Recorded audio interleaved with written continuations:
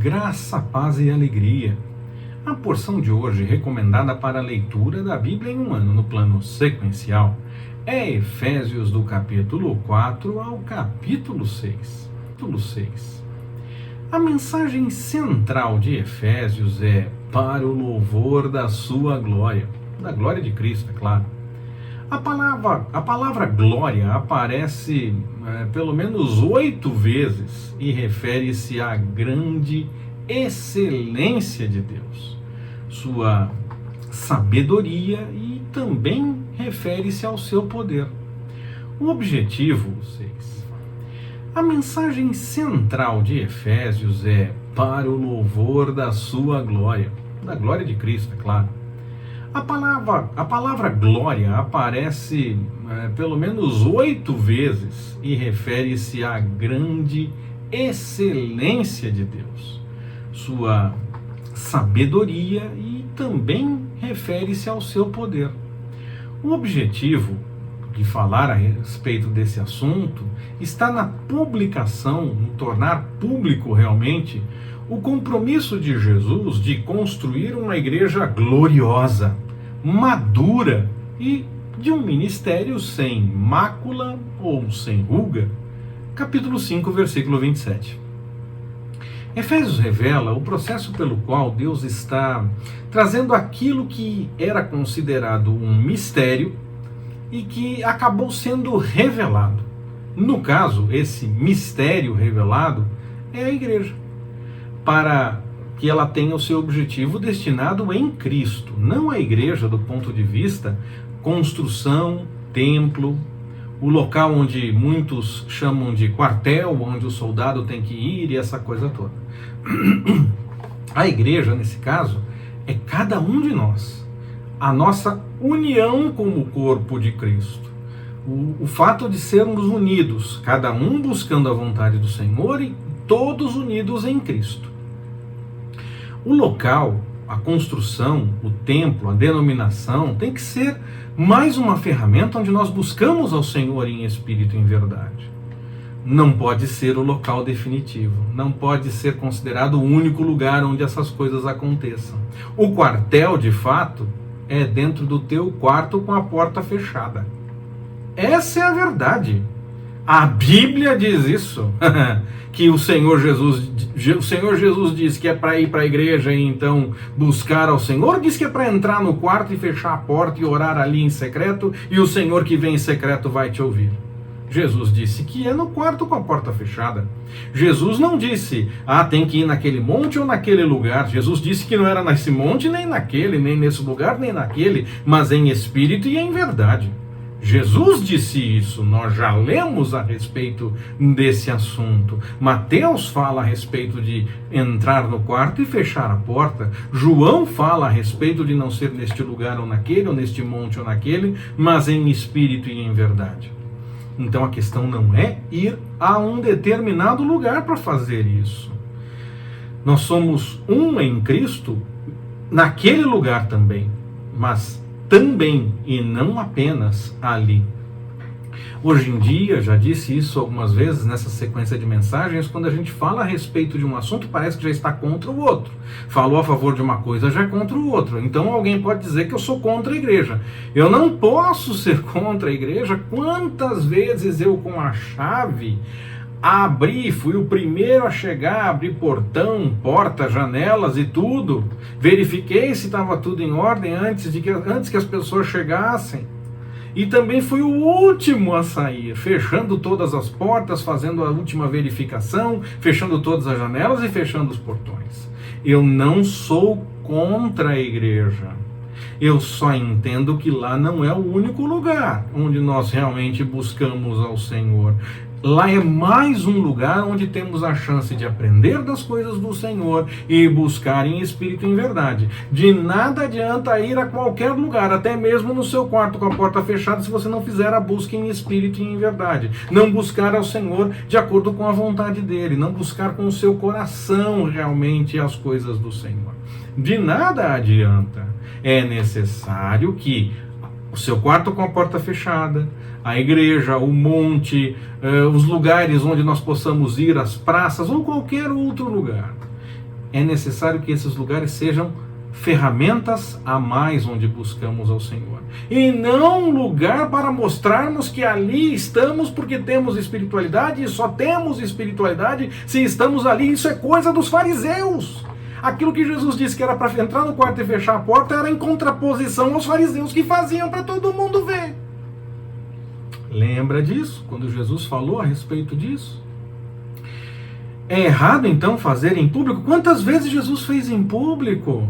Então o problema não está em fazer em público. Jesus estava criticando que se fizesse apenas para parecer aos outros, para mostrar que essa era a única forma, para mostrar que é espiritual. Eu fui lá, eu sou espiritual, tá vendo? Eu sou espiritual porque eu fui lá.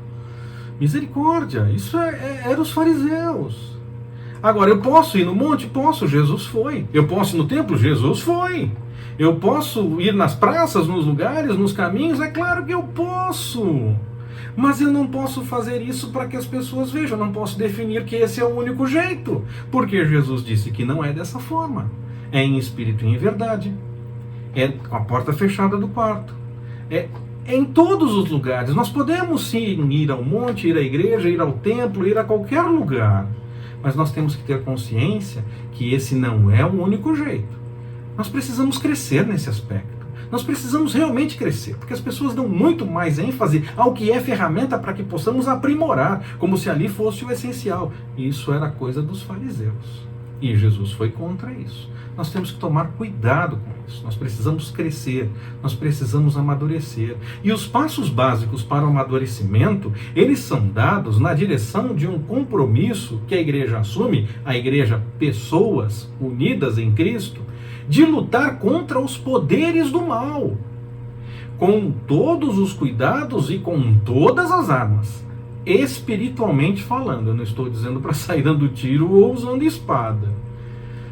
Não estou dizendo isso. Eu estou dizendo que essa luta é espiritual, nesse sentido de armas e nesse sentido de batalha, nessa questão espiritual. É nesse lugar que nós realmente lutamos buscando a vontade do Senhor. Paulo pediu para que todos os irmãos andassem com dignidade, como cada um foi chamado. Isso é importante para dar testemunho do que anuncia e mostrar que é sim possível viver aquilo que nós anunciamos, viver de acordo com o que nós anunciamos. É muito fácil falar e não fazer. Muitas pessoas fazem isso. Falam e não fazem, não cumprem, não executam. Nós começamos fazendo. O verdadeiro cristão é a começar em mim. Nós começamos fazendo. Nós ouvimos a mensagem, nós entendemos o que o Espírito Santo nos revela e nos incomoda, convencendo do pecado, da justiça e do juízo. Aprendemos das coisas do Senhor e praticamos. Vivemos, colocamos em prática no nosso dia a dia as coisas de acordo com a vontade do Senhor. E aí então anunciamos. Não devemos ir pelo caminho dos que falam muito e fazem pouco. Devemos colocar em prática aquilo que nós falamos das coisas do Senhor. Se eu creio no Deus do impossível, não tem nada que me digam: ah, mas se não fizer desse jeito não vai acontecer, só acontece se fizer desse jeito. Eu creio no Deus do impossível, uai. E eu vou acreditar que se não fizer de determinada forma não vai acontecer? Ele é o Deus do impossível, ele faz acontecer. Eu creio nisso, eu coloco isso em prática. Agora, nós não obrigamos ninguém a viver de acordo com essas coisas, como que se fosse por lei. Nós convidamos, como Jesus fez. Ele convidou o jovem rico foi embora. Ele ouviu o que precisava e preferiu continuar com o que ele tinha. Se as pessoas preferirem continuar com suas coisas que parecem boas, se as pessoas preferirem continuar vivendo em seus erros, Deus deu o livre-arbítrio. Nós vamos tomar o livre-arbítrio como que por lei, porque entendemos que tem que ser desse jeito e acabou, e estamos preparando a sociedade para que Jesus volte e reine. Isso é um pensamento medieval, é um pensamento da Idade Média, onde se parece que vai impor alguma coisa e então Jesus vai voltar e só sentar no trono. Não é assim que acontece. Nós convidamos, nós esticamos a mão, nós ajudamos as pessoas, e se elas quiserem, elas vêm. Nós não obrigamos. Não existe essa de que tem que fazer, tem que ser desse jeito e acabou. Não. Nós vivemos o que nós aprendemos. Nós colocamos em prática de forma livre o que nós aprendemos. Nós escolhemos dar ouvidos ao que o Espírito Santo nos revela e praticamos. E convidamos as pessoas a fazerem o mesmo. Nós não obrigamos ninguém, não. Deus deu livre-arbítrio. Eu vou tirar por lei, eu vou tirar porque, não, tem que fazer o certo. Então, esse pensamento é tão estranho, tão errado, onde parece que a política, a lei é mais espiritual que a própria espiritualidade. Misericórdia. Deus deu livre-arbítrio.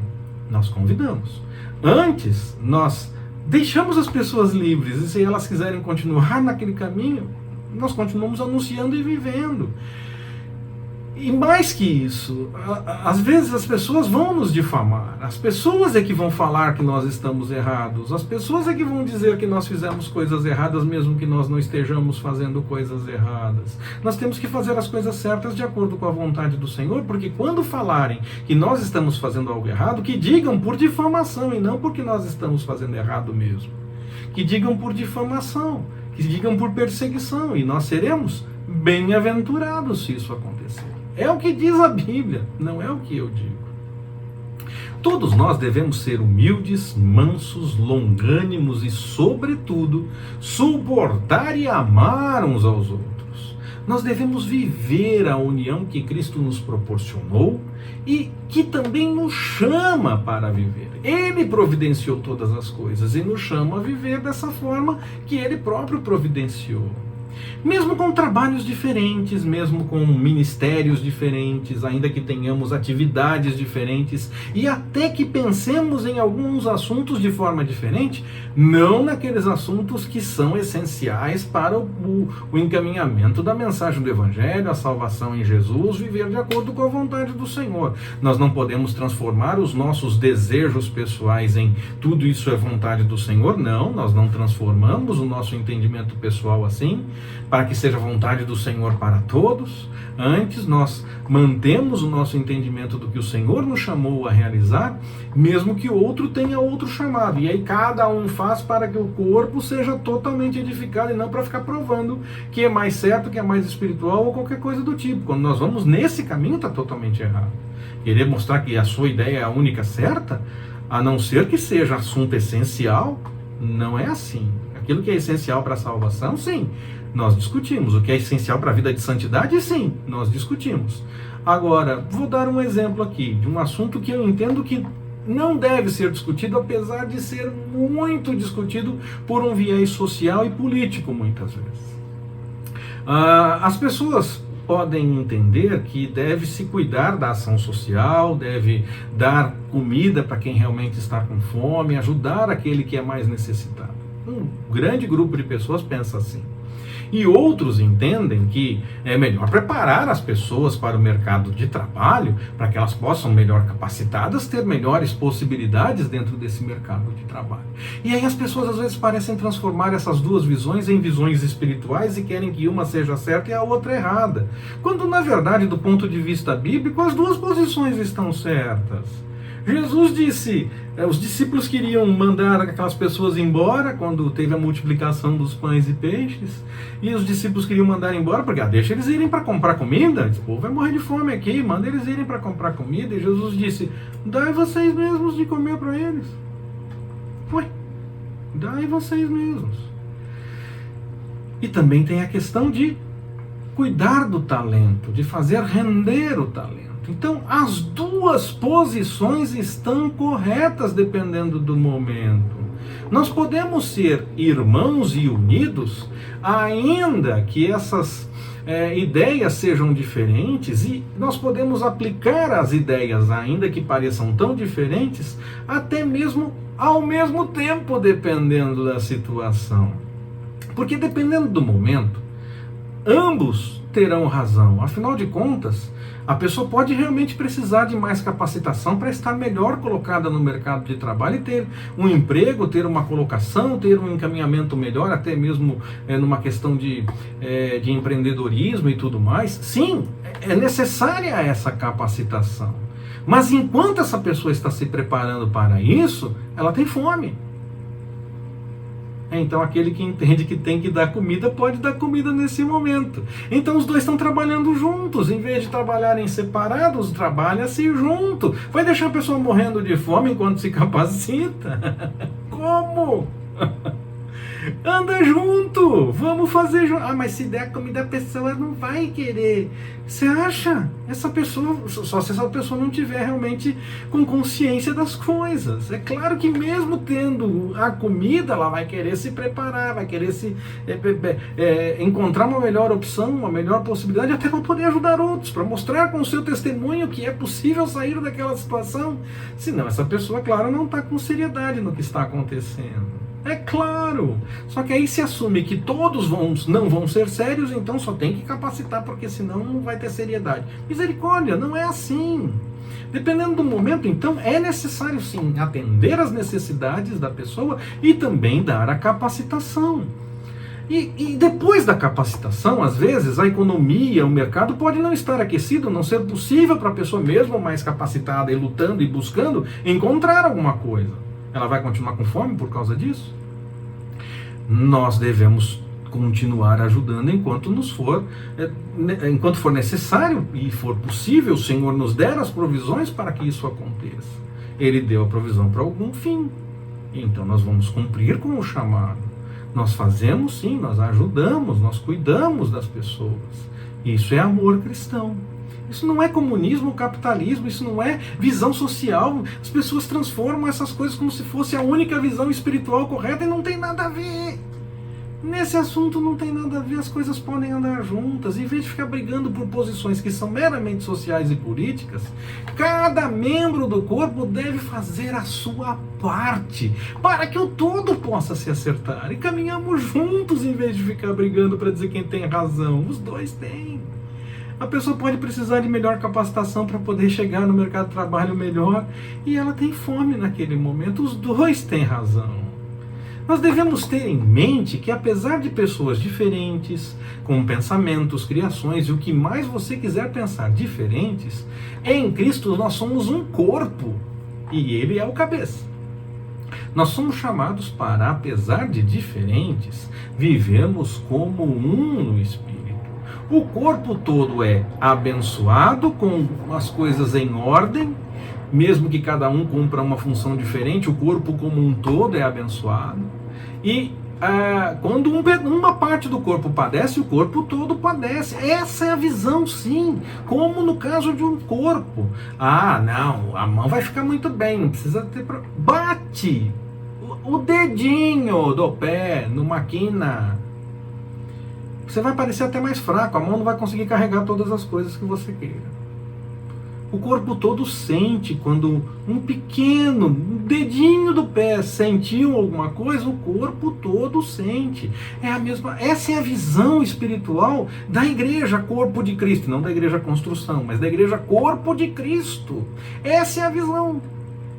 Nós devemos sim nos amar, nos ajudar e juntar os nossos vários pensamentos como dons e talentos diferenciados para que o corpo seja edificado como um todo.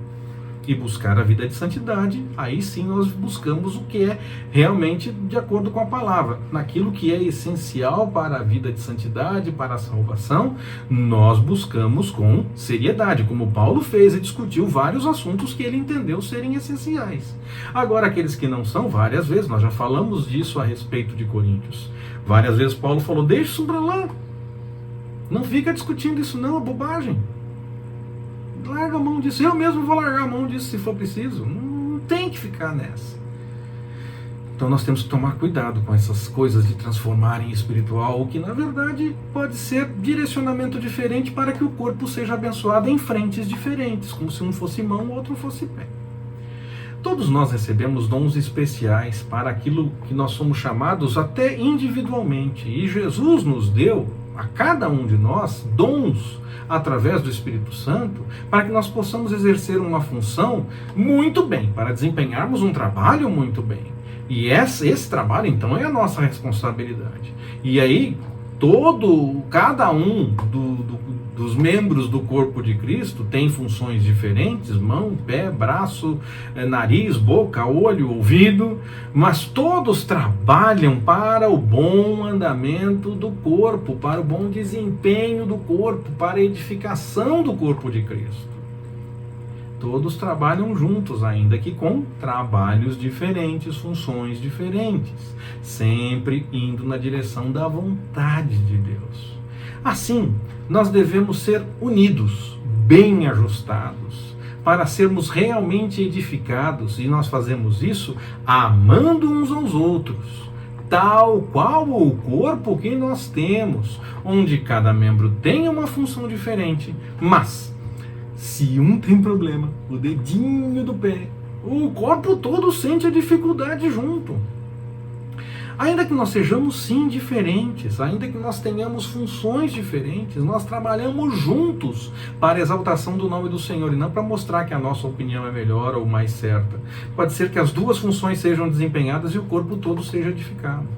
Em qualquer função que nós venhamos a desempenhar na igreja, neste caso na construção, na denominação, ou na família, ou até mesmo na sociedade como um todo, quer seja ministro de louvor, quer seja pai, quer seja mãe, quer seja servo, quer seja senhor, quer seja patrão, quer seja empregado, não importa a função que nós desempenhamos. Na sociedade, há sim diferentes funções. Dentro das denominações religiosas, da igreja como construção, há sim funções diferentes. Mas diante do Senhor não existe diferença, ainda que cada um execute funções diferentes para que o corpo todo esteja ajustado e edificado.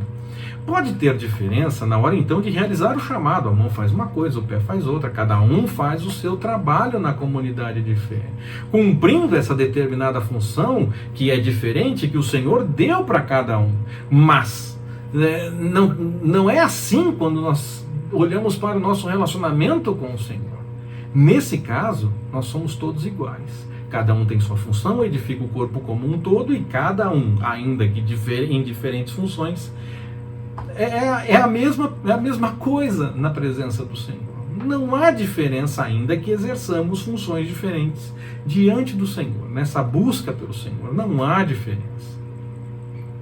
Paulo, em Efésios, ainda abre os nossos olhos para algo muito importante. Os cristãos precisam realmente entender isso. A batalha espiritual. A nossa luta não é contra as pessoas, mas sim contra o diabo e os seus demônios. E nada adianta ficar levantando possibilidade de resolver as coisas envolvendo as ideias mais lindas e possíveis ou as pessoas mais comprometidas e sérias que nós possamos encontrar pela história da humanidade. Porque a batalha é espiritual. Se nós não lutarmos com as armas certas, mesmo o que parece bom aos nossos olhos e parece que está fazendo aquilo que nós esperamos, aquilo que nós entendemos como certo, esse poderá fazer essas coisas apenas para nos enganar. O diabo não pode parecer anjo de luz para tentar enganar. Não enganou lá no jardim, a serpente não enganou lá no jardim, dizendo uma coisa quando a situação era outra. A ideia é essa, é tentar enganar, é tentar atalhar, é tentar mostrar uma coisa que na verdade não vai acontecer daquele jeito, mas fazer pensar que sim, que está sendo desse jeito. Quem vê as ações, apesar de nós precisarmos sim observar os frutos, mas ainda assim, mesmo observando os frutos, nós podemos nos enganar. As pessoas podem mentir deliberadamente e nos enganar com uma mentira deliberada que foi arquitetada para gerar o engano mesmo. Ou as pessoas podem mentir porque interpretaram algo errado, mas elas estão sinceras dentro do que elas estão defendendo, porque interpretaram errado, estão enganadas e estão defendendo com base no que interpretaram, no engano que elas têm. Mas ainda assim é errado. Então, nós precisamos tomar cuidado, porque ainda que nós tenhamos que observar os frutos, nós precisamos tomar cuidado porque a batalha não é física, ela é espiritual. E é aí então que entra a questão principal. O Senhor não olha as atitudes, elas fazem parte. Nós devemos observar os frutos sim, mas o Senhor vê o coração, Ele sonda o coração. Então nós podemos conversar, nós devemos observar os frutos, mas nós temos que deixar de lado a ideia de que nós podemos convencer com os nossos argumentos e isso já é suficiente. Deixar de lado essa ideia de achar que uma pessoa faça tudo do jeito que a gente gosta ou está certo. Só essa pessoa pode fazer isso. Só essa pessoa tem esse compromisso. A batalha é espiritual e essa pessoa pode estar tentando simplesmente nos enganar. O diabo pode estar usando a situação para tentar nos enganar. Nós temos que parar com isso. Porque as aparências podem mentir. As aparências podem nos enganar. Pode ser a partir de uma mentira deliberada ou pode ser a partir de uma situação interpretada de forma equivocada. Nós então, apesar de observarmos os frutos, nós podemos nos enganar. Então é aí que nós entramos na questão da batalha espiritual. Porque aí nós movemos no sobrenatural, com fé. O Senhor sonda os corações e então vai cuidar para que o desenvolvimento da história seja de acordo com a vontade dele quando nós buscarmos a sua vontade, quando nós batalharmos da forma correta, que é a questão da batalha espiritual. Nós falamos sim, nós tentamos resolver as coisas, nós encaminhamos as coisas, nós buscamos as coisas de acordo com a vontade do Senhor, mas nós temos que deixar o Senhor agir ainda assim. Não é o que nós fazemos ou falamos que resolve tudo. É o Senhor.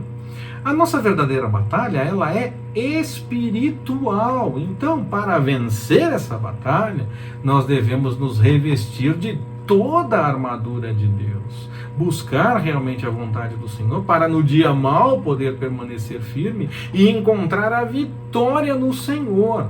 E não apenas no nosso entendimento, na nossa capacidade de ver, porque podemos estar enganados ou sendo enganados.